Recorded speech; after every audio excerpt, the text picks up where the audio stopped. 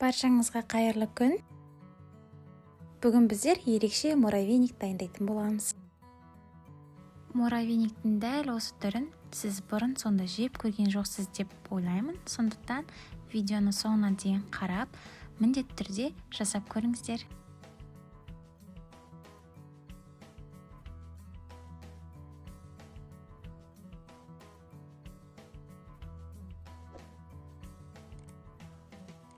Ең алдымен жұмыртқаны қантпен араластырып алатын боламыз.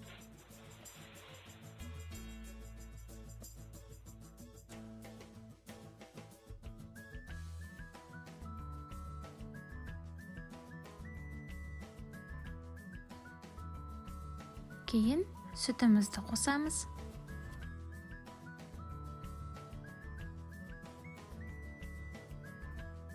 Ас содасын яблочный уксуспен бірге гасить етіп алатын боламыз. Содан соң өзіміздің қоспамызға қосатын боламыз.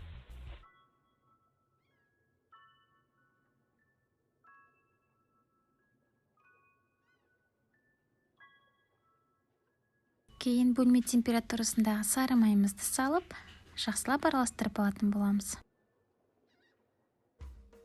Сетадан өткізілген ұнымызды салып, қамыр илейтін боламыз.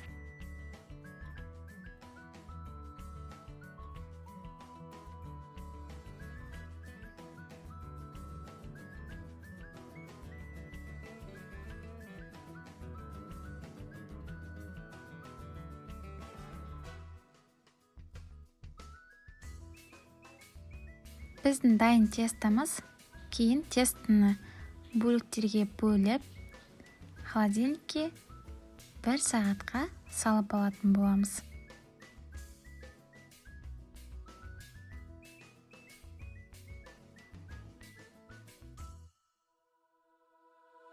Біздің салқындаған қамырымыз формамызға пергамент қағазын төсеп алып, үккіштің көмегімен қамырымызды осылай етіп өткізетін боламыз. Алдын ала қызып тұрған пешке пісіріп алатын боламыз.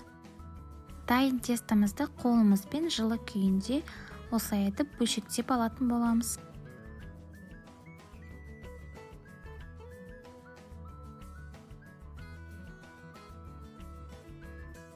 Енді кезекте кремімізді дайындайтын боламыз. Керегі бөлме температурасында сары май, қоюлатылған сүт, қайнатылған сүт және де греческий грек жаңғақтары уатылған. Бөлме температурасында сары майымызға вареный сгущенкамызды салып, кейін қоюлатылған сгущенкамызды салып, біркелкі масса болғанға дейін араластырып аламыз. Миксермен араластырсаңыздар да болады, қолмен араластырсаңыздар да болады.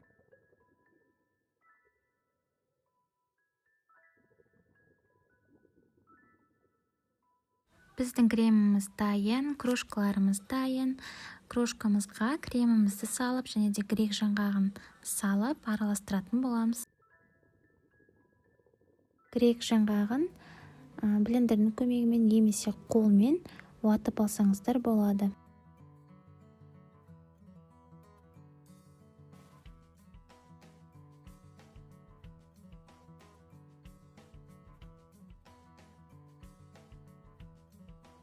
Кейін балалар бөтелкесінің қақпағын алып, ішін кішкене маймен майлап алып, соған біздің салмамызды салып, әдемі формалар шығаратын боламыз.